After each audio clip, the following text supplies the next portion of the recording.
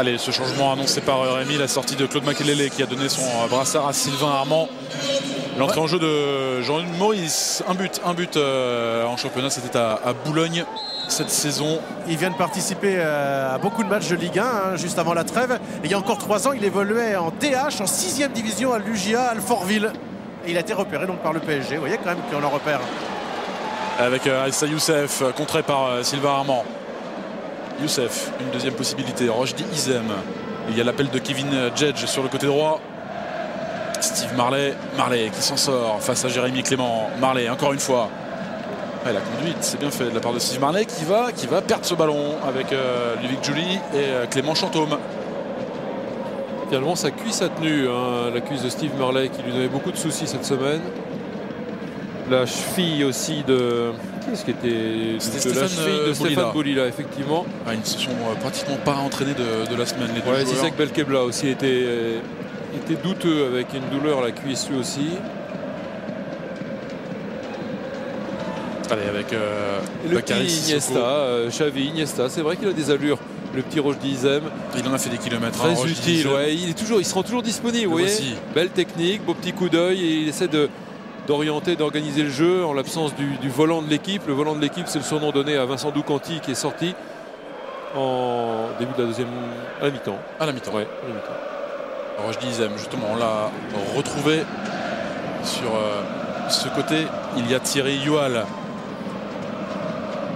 qui ne trompe pas Célara. Ce serait une touche pour le Paris Saint-Germain.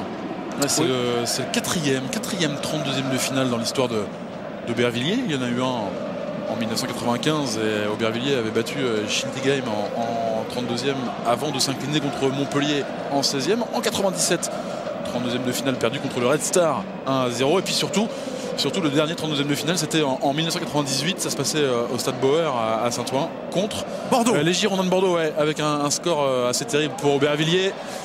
7-1, victoire de Bordeaux, un quadruplé de Sylvain Wiltord et un triplé de Jean-Pierre Papin. On encourage et à qui on souhaite bonne chance, Jean-Luc. Oui. Exact. Avec Châteauroux. Exact, oui. Châteauroux il revient aux affaires, Jean-Pierre Papin, et on est content de le voir revenir entraîneur. En plus, il en avait très envie.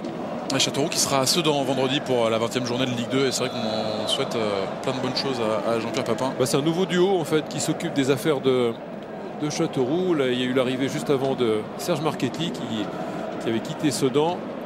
Et avec l'arrivée de Jean-Pierre Papin, Châteauroux devrait reprendre des couleurs. Jean-Luc Maurice n'a pu contrôler ce ballon. Ce sera une sortie de but pour les joueurs d'Aubervilliers. Vous parliez de l'histoire d'Aubervilliers et moi je parlais un petit peu des noms des dirigeants, du staff, etc. de cette équipe d'Aubervilliers. Je ne peux pas m'empêcher de faire un petit coucou très amical à quelqu'un qui est pour beaucoup dans la renaissance du club, dans la naissance ou la renaissance du club. C'était en 89 avec l'arrivée de Pierre Pironnet, que je connais moi, que j'ai eu l'occasion de rencontrer et à qui je fais un salut très amical. C'est un restaurateur passionné de football, voilà, je peux le citer puisqu'il a plus cet établissement, c'était la Périgourdine qui était place Saint-Michel. Voilà, on a passé de très bons moments. Et bien lui, il est pour beaucoup dans cette belle aventure d'Aubervilliers. Et Sylvain Armand pendant ce temps-là a tenté ce centre capté par Yann Kerboriou.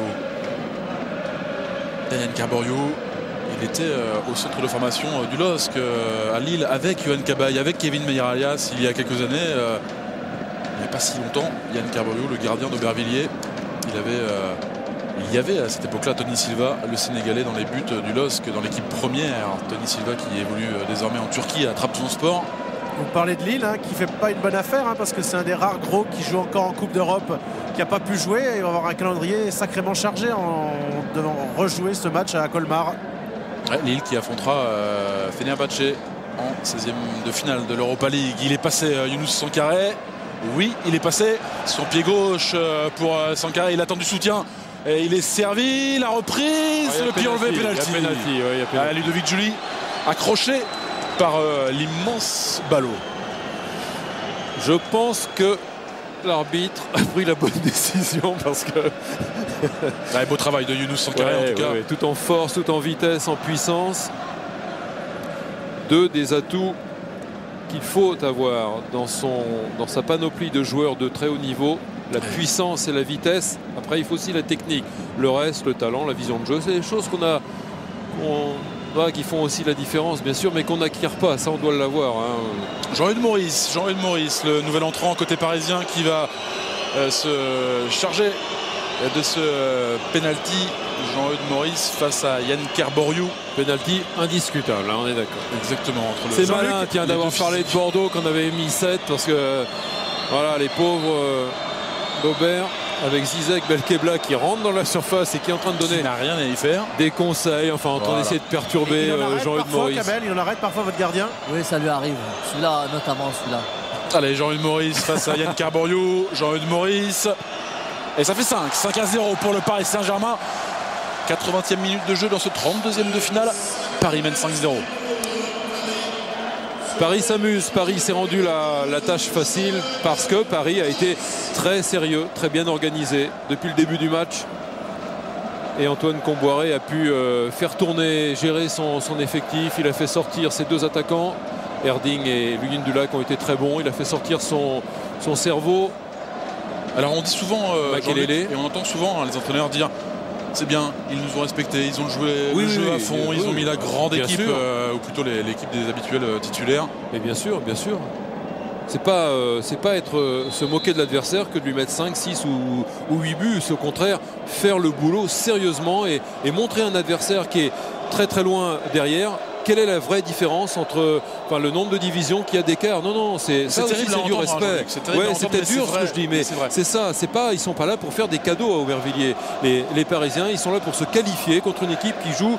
Allez, seconde division, deuxième division nationale, CFA, CFA2, c'est 4 divisions derrière. Encore une fois, je disais que la réserve du PSG joue une division au-dessus d'Aubervilliers, elle joue en CFA. Donc l'équipe parisienne qui était ultra favori se doit de faire un gros écart contre cette équipe qui est 4 divisions en dessous. Et en faisant cet écart, elle montre que il y a une vraie différence, une grosse différence entre le football amateur de CFA2 et le football pro de haut niveau.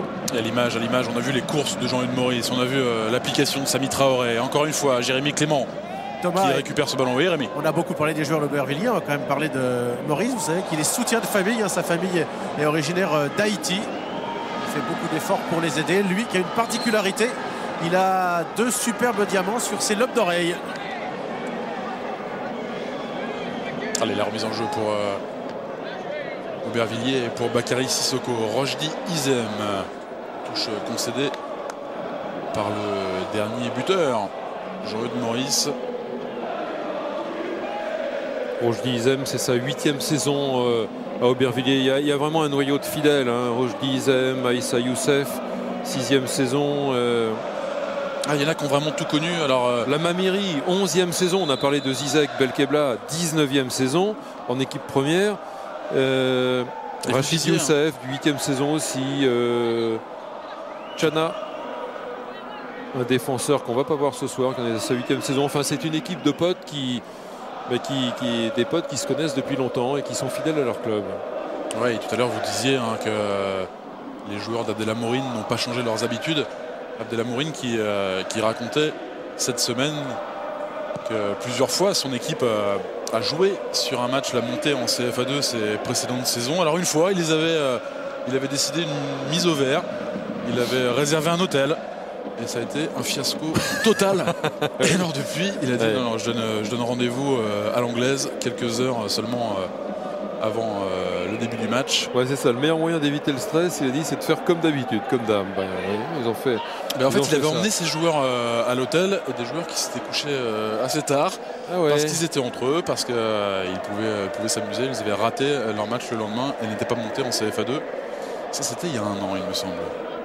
Ouais, donc il y avait sûrement Yann Kerboriou qui était allé sur Facebook. Il n'arrête pas d'y aller. Il est tout le temps sur Facebook. Le déconneur Yann Kerboriou, c'est comme ça qu'il est jugé par ses potes. C'est le gros chambreur, le gros déconneur de la bande.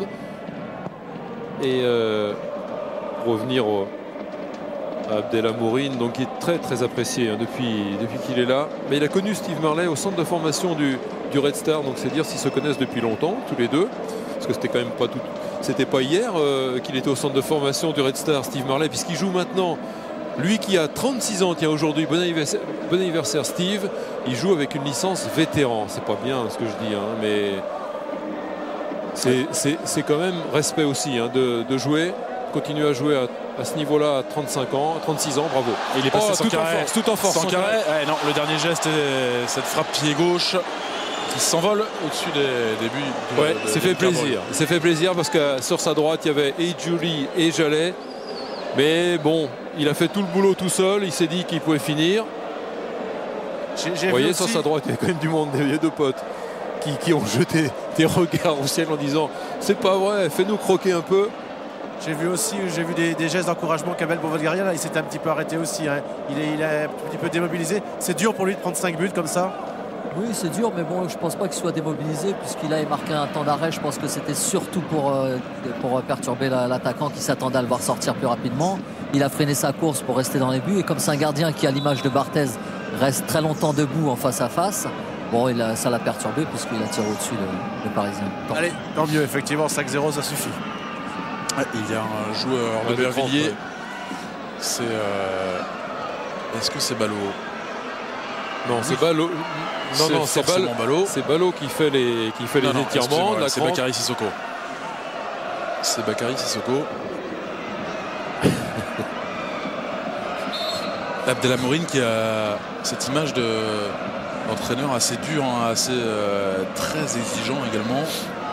Oui, mais il est exigeant, mais il y a Kamel on dit que vous êtes beaucoup plus souple que l'entraîneur principal qu'Abdella, c'est vrai? Oui, je suis un peu l'envers de la médaille. Abdel, c'est vrai que c'est quelqu'un de très rigoureux, très strict. Et moi, j'arrondis un peu les angles. C'est une des méthodes, ça, Jean-Luc, en discutant avec quelques joueurs. Évidemment, c'est une méthode qui peut ne pas satisfaire des joueurs de CFA2. On se demande, et on fait un petit coucou à Rémi, on se demande pourquoi un entraîneur de CFA2 est-il si dur, si exigeant avec ses joueurs. Alors Abdella dit ça fonctionne, pour l'instant on a réussi à monter en CFA2, on va peut-être monter en CFA à l'issue de la saison. C'est vrai qu'il y a quelques séances d'entraînement qui n'ont rien à envier à Aubervilliers avec des clubs bien plus dupés. Oui, mais enfin c'est... Même s'il y a d'abord et avant tout la passion qui anime les amateurs, tous les amateurs de CFA, de CFA2 et d'en dessous même, hein, il y a aussi une forme d'exigence, c'est-à-dire si on veut progresser, si on veut se faire plaisir mais progresser, il faut avoir cette exigence et dans la mesure du possible s'entraîner extrêmement sérieusement. C'est comme ça qu'on prend beaucoup plus de plaisir en match. Ouais, le geste de Steve Marley, c'est bien fait avec Zizek Belkebla, le dégagement de Sylvain Armand. Et Nasser Touati qui a laissé ce ballon pour Bakary Sissoko. Sur le côté, là-bas, il y a Thierry Youal qui va jouer avec son gardien, Yann Carboriou. Attention à ce ballon qui est rebondi.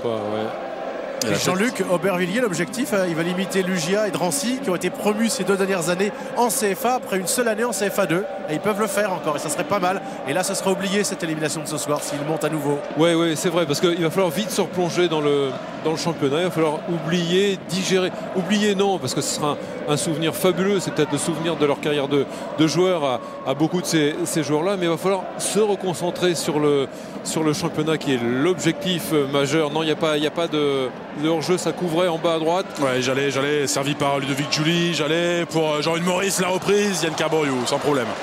Et digérer et oublier surtout les 5 buts, quoi, c'est ça. Ce qui est dur, c'est qu'ils vont être attendus également par leurs adversaires parce que ils ont été sous les feux des projecteurs pendant toute la semaine. Non, mais on se souvient que ça n'a pas dû être facile et ça n'a pas été facile pour Denis Renaud avec Carquefou. C'est différent parce que Carquefou avait réussi un exploit majuscule contre l'Olympique de Marseille. Il n'est pas hors jeu. Clément Chantôme, le pied gauche, l'arrêt. Le bon ballon de Sylvain Armand, ouais. Et le bon appel de Clément Chantôme, appel en diagonale dans le dos de la défense. C'est bien pour le portier Alberti Villarien. Il en a pris 5, mais il en a sauvé quelques-uns, Yann Carboriou. Pas facile sur sa droite avec Jérémy Clément pour les Parisiens. Il a été formé à Lille, lui, au LOSC, Yann Carboriou. Serra, Jallet. Vous avez entendu, 1 minute de temps additionnel. Ouais, Ludovic Julie qui demandait ce ballon. Il y avait Nasser Touati, Zizek Belkebla. Allez, pour son gardien. Il y a du ballon. Et le dégagement de Carboriou récupéré par Jérémy Clément. Très sérieux également Jérémy Clément ce soir. Comme tous ses partenaires. Younous Sankaré, le contrôle. Sankaré dans la surface. Sankaré, son pied gauche. Sankaré dont la puissance a fait du bien à cette équipe.